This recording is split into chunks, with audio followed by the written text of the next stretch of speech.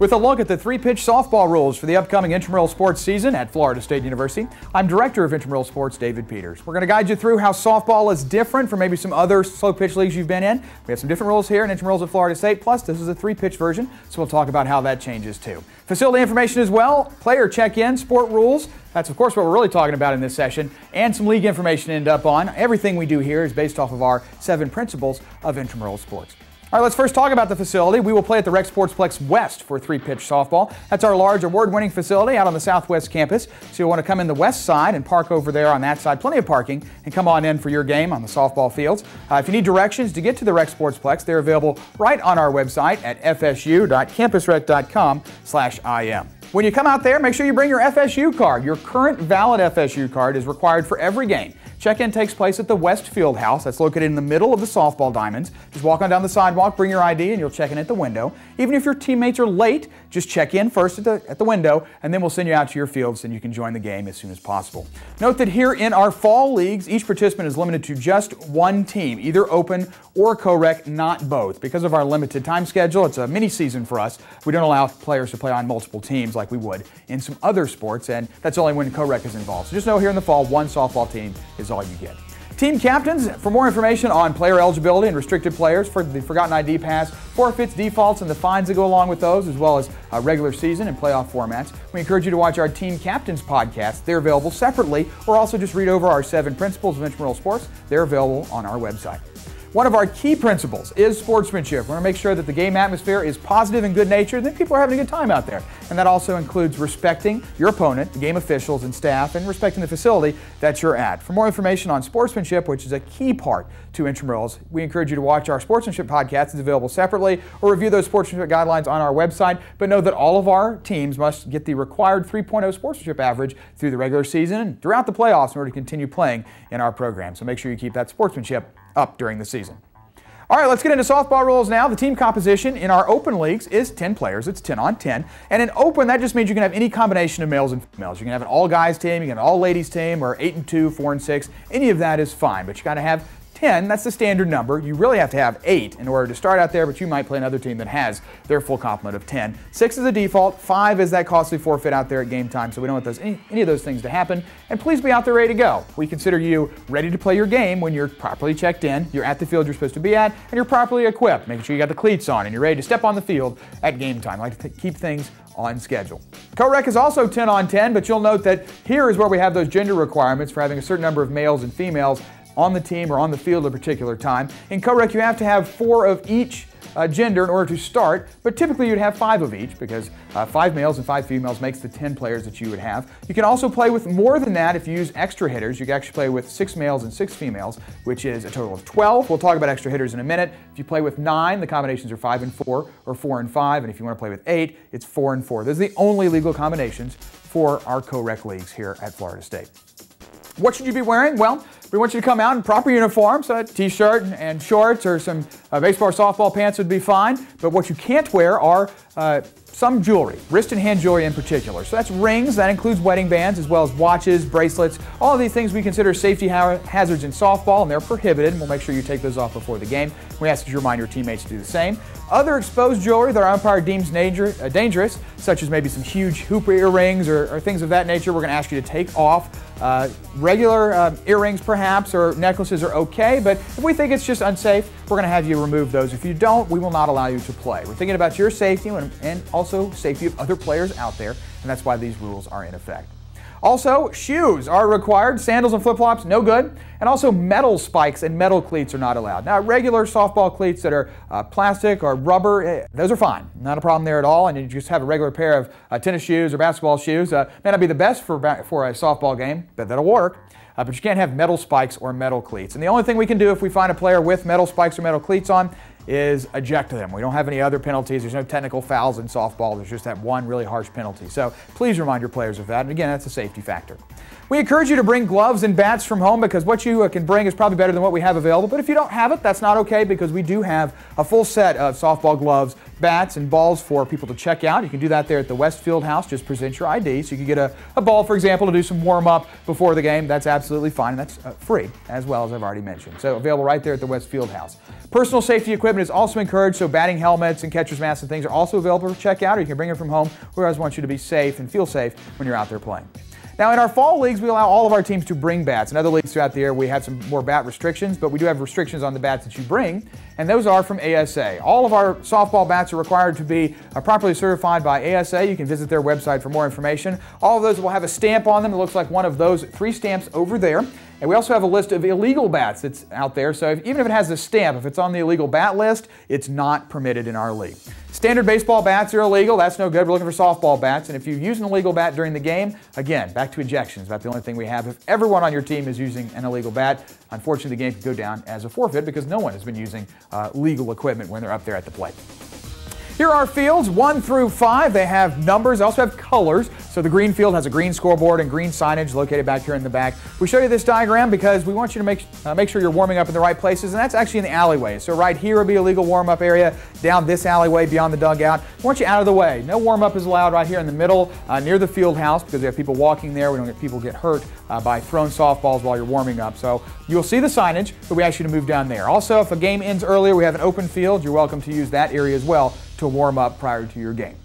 In-game, offensive players, including the batter, other than the batter, runners, on-deck hitter, and the base coaches, need to be in the dugout. And that is behind the chain link fencing. It's not in the opening. It's not outside the front of the dugout. It's in the dugout. You're not always paying attention. We don't need you to be hit by an overthrow or an errant bat flying down the first base line or anything like that. So safety first, and that means being in the dugout. There's plenty of room in there, but we do have an on-deck area that's available for on-deck hitters. It's clearly marked, and between innings, you can leave your offensive equipment, such as bats, in that area as it is marked. The game length for softball is 7 innings, or 50 minutes, and any inning that starts before the time limit is reached will be completed as necessary. So you'll see the clock up on our scoreboard. You'll be able to tell how much time is left. A new inning begins as soon as the 3rd out in the previous inning is recorded. So in the bottom of the 5th, after the 3rd out, the 6th inning immediately starts when that last out is recorded. We do have the 10-run rule that's in effect, and a team is ahead by 10 or more runs after 4 complete innings or in the bottom of the 4th. If it's the home team, the game will be called and we'll move on to the next round. And the 10-run rule applies in all of our leagues and all of our games, including the regular season and the playoffs. Your lineup should have 10 fielders. All 10 fielders ought to be in it. You can use 2 extra hitters in a co-rec game. You can use 1 extra hitter in an open league game. So in co-rec, if you have those 2 extra hitters, you have to have 2. You can't use just 1. And then it'd be 1 of each gender. In an open league game, it could just be that 1 extra person who can be in the lineup. So you can bat 11 and field 10 people in an open league game, for example. But you have to declare all this before the game starts. All those 11 players in an open league game have to be there beforehand. You have to set your lineup with those 11 players. If you don't have that many, then you just have to set what you have, so 10. If someone comes late, again, they can join your game, but they cannot make the 11th and 12th players. They can't add as an extra hitter. They can just add as a substitute. In our co-rec games, you have to alternate genders, male and female, throughout the lineup. And you can start with a male, you can start with a female in your lineup. Either way is fine with us, no restrictions there. But note that if you're playing with 9 players, because that's legal, we have a couple of options for you. Either you can play with 8 players and have a substitute, so that's 8 in the field and 8 in the lineup, and then you do not have to take an out because your lineup would always alternate because you have an even number of players. Or you can play with 9, which means 9 players in the field and 9 in the lineup. But when we get to the 10th spot in the order, that's going to be an out before we go back to the first spot. Now, if you have people come in late, you can add those players up to the right number of 10, but I mentioned on the last slide that you can't add the extra hitters, which would be players 11 or 11 and 12 in a lineup. If that's all confusing, please see our umpires out there. They can help you out with that. At the end of the game, if you have people leave because of injury or disqualification or even ejection, you have to have 8 players to keep playing. So if you drop below 8, the game is over. But if you still have 8, we will continue to play. And when these players come up in the lineup, however, an out is recorded for that particular turn. We allow limited free substitution in softball here at Florida State, which means that the substitutes can return and our starters can return as long as they're returning in the same position in the lineup. So if I play the first inning, a sub can come in for me after 6 outs in the second inning, and then I can go back in the third inning, but I must continue to play in the same position in the lineup for the team. So you can see right there, same position in the lineup. Please let our umpires know when you're making any kind of substitution. It's 3-pitch here in the fall, which means 3 pitches, and you're pitching to your own hitters out there. So make sure you bring up someone along who can throw a good strike up there and have something for your hitters to hit. Usually it's a high-scoring affair in our fall 3-pitch leagues because your pitchers are giving you good pitches to hit. Now, the pitcher must be signed in on your team, but they don't have to be one of the 10 players in the lineup. So you could actually use 10 players in the field and batting, and then just have that extra person be the pitcher every inning for your team.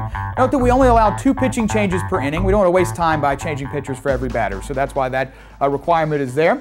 And our offensive pitchers do not play defense. Get out of the way is the idea. If they get hit by a batted ball, we hope that doesn't happen, but everyone will return and the batter will be called out. Our defensive teams, however, usually will position a player near the pitcher, and they have to be a certain distance away. I believe it's 5 feet. Well, you can check online for the specific number, but they have to be away to make sure that our offensive pitcher has enough room to pitch or step in any direction that they want to when they're delivering that pitch. But that other player there for the defense is then there to field the position. Now, pitchers receive 5 warm-up pitches prior to the first inning and then just 1 after that. And if you make changes in the middle of the inning, we don't allow warm-up pitches. Again, we want to keep the game moving smoothly and moving on at a good pace, and so we don't allow all this warming up. Now, the pitching rules still apply for when you're pitching to your own team as they would in our other leagues when you're pitching to the opponent. And that is that a slow pitch should come in at an arc between 6 and 12 feet. If it's too high or if it's too low, our umpire behind the home plate will rule it an illegal pitch, and it is not permitted to be hit. In fact, everyone goes back if the batter swings at that, and it does count as one of the 3 pitches. So make sure that it is the proper height when you're delivering it in there, and it's coming in at a slow to moderate speed. If you're just whipping them in there as fast pitches, again, we'll rule it illegal, and the batter will not be able to hit that for a good hit. Here are the other requirements that apply to all of our softball leagues, and that is the pitcher must start his or her motion with at least 1 foot touching the rubber. The pitcher must pause while touching the rubber before delivering the pitch, and they can step in any direction. So oftentimes it's forward, but we do have some pitchers who will step backwards as they deliver the pitch or even to the side. And that's why we have that little area around them that the defense must stay out of so that the pitcher has enough room to work. As I already mentioned, illegal pitches that are called by our umpire may not be hit. They're immediately dead as soon as we call it illegal, and all the runners will return, and it will count as one of the 3 pitches that you will get. Hey, we have home run limits because you're pitching to your own team, which means you might be hitting a few more home runs. So we cap it at 3 per game per team. After that, if you hit a home run, it's an out. Now, the distance to the fences in all of our fields in every direction, left, center, and right, is 315 feet, so it's a long way already. Home runs don't happen very much, but if you bring the big-time sluggers out there, 3 is what the team will get for a particular game. It's 3-pitch softball, and really it comes down to you get 3 pitches, and if you can't hit it within 3 pitches, you're out and move on to the next player. So each batter receives a maximum of 3 pitches. There are no walks. There are no strikeouts, technically, although you could swing at 3 pitches and miss and you'd be out, but you're going to be out regardless after that 3rd pitch if you're not safely on base or have put the ball into play. This also includes foul balls, so make sure that you know that as you are out there counting your pitches. There's no bunting. You need to take a full swing at those pitches, and batters, as I mentioned right there, take a full swing. If you bunt, we will again call that as illegal, and actually we'll call the bunter out. That's how bad that is. Fielders, make sure that you have all the area you need to field the ball. That means runners need to get out of the way. So runners, be sure. If the ball's coming down the line, for example, or over to shortstop, you just can't stand in the way or interfere with the fielder. That would be considered runner interference. We're going to rule the runner out in those cases. So the fielders have all the area they need to field a grounder or catch a fly ball or anything like that. Also note that our runners may not truck, and that means running over someone out there. We're thinking safety first. We want to make sure you can go to class on the next day after your game. So trucking is not allowed at home plate. That's where you see those spectacular collisions, for example, in Major League Baseball games. Well, it's not allowed at home plate. It's not allowed anywhere out there on our 3-pitch softball games.